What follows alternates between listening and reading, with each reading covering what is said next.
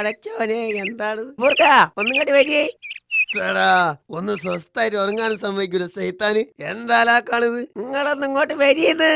അല്ലാ ഓളെ കയ്യിൽ ചൂലാണല്ലോ എന്താ മുത്തു മോളെ പ്രശ്നം നിങ്ങളിത് കണ്ടില്ലേ ഇന്നലെ വൈകുന്നേരം അടിച്ചു വാരിയ വിറ്റാണത് അതിനിപ്പോ എന്താണ് സംഭവിച്ചത് മുറ്റ അവിടെ തന്നെയല്ലേ ഇത് പറയാനാണ് നീ രാവിലെ തന്നെ എന്നെ വിളിച്ചു നിർത്തിയത് നേരം വെളുക്കുമ്പോഴത്തേക്ക് മുറ്റം നിറയെ പിന്നെ ഇലകൾ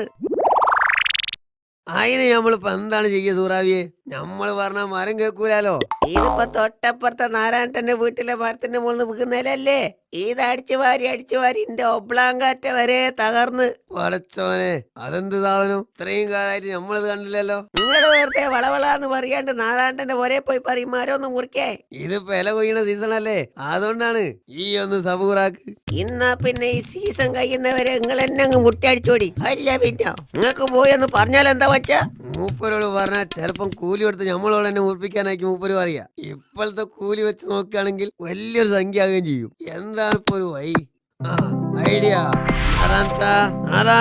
അല്ല ഇതാര് ഗഫൂറോ എന്താ രാവിലെ തന്നെ അതെ പറയുന്നുണ്ട് ഒന്നും തോന്നരുത് നിങ്ങൾ ആ മരം ഒന്ന് മുറിക്കണം അതിന്റെ ഇല എന്റെ മുറ്റത്താണ് വീണത് അത് അടിച്ചു വാരി എന്റെ ഭാര്യൻ എന്തോ ഒരു സാധനം ഒടിഞ്ഞുപോയി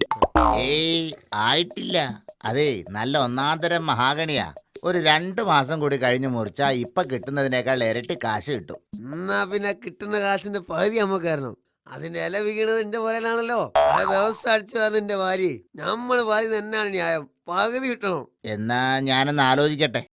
അല്ല എന്തായി മൂപ്പര് മരം മുറിക്കാൻ സമ്മതിച്ചോ അത് വിറ്റാ കിട്ടുന്ന കാശിന്റെ പകുതി നമുക്ക് തരാന്ന് പറഞ്ഞ് അത് ശരി അപ്പൊ നിങ്ങള് മരം കച്ചവടമൊക്കെ പോയേനി എന്നാ പിന്നെ മുറ്റങ്ങൾ തന്നെ കടിച്ചോടി എടി വർക്കൂസേ ബുദ്ധി വേണം ബുദ്ധി ആ നാരായണൻ അറിവ് വിസ്കനാന്ന് എനിക്കറിയാലോ അതറിയാന്ന് മൂപ്പര കയ്യിൽ നിന്ന് പകുതി കാശ് കിട്ടാനും പോകുന്നില്ല അത് ഞമ്മക്കും അറിയാം പകുതി പൈസ ഞമ്മക്ക് തരണല്ലോ എന്ന് കരുതി മൂപ്പര് ചിലപ്പം ആ മരം കിട്ടുന്ന പൈസക്ക് ഇന്ന് തന്നെ കച്ചവടാക്കും അങ്ങനെ ആ മരം മുറിച്ചോണ്ട് പോവുകയും ചെയ്യും ഇലക്കും മുള്ളനും കേടില്ലാണ്ട് നമ്മള് ഡീൽ ചെയ്ത് കണ്ടില്ലേ ഇങ്ങക്ക് അപാര ബുദ്ധി എന്റെ ഗഫൂർക്ക